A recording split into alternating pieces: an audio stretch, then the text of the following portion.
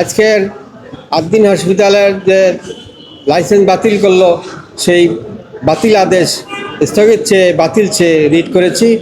এটা সম্পূর্ণ আমি জনস্বার্থে করেছি। এখানে আমি বিভিন্ন মিডিয়ায় দেখেছি যে এখানে রোগী শত শত রোগী এবং হাজার হাজার পেশেন্ট আসে ডেইলি, এবং তাদের যে আর্তচিৎকার সেবা, এটা থেকে তারা বঞ্চিত হচ্ছে। মানবিক কারণে আমি জনস্বার্থে এই রিটটি করেছি।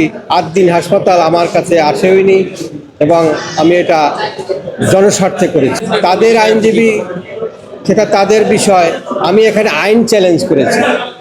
আইন চ্যালেঞ্জ করলে, আইন অবৈধ হলে এই ক্যান্সেলেশন যে অর্ডার, সেটাও বাতিল হবে।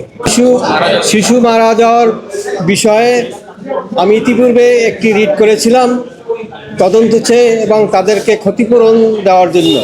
এবং যেহেতু একটা পানিশমেন্ট হয়ে গেছে আদ্দিন হসপিটালে, আমি কখনো চাইনি যে আদ্দিন হসপিটালের লাইসেন্স বাতিল হোক।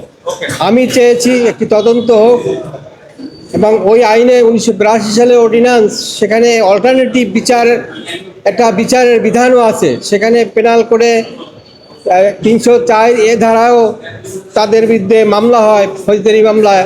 আবার 1982 সালের যে আইন, সেখানেও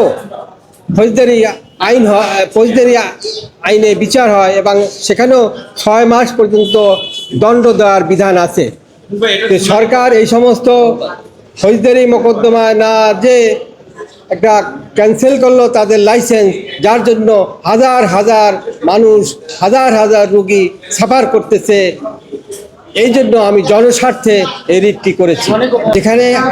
যেখানে আইন চ্যালেঞ্জ করেছি, আইন বাতিল হলে আপিল ইনফ্রাক্সস হয়ে যাবে।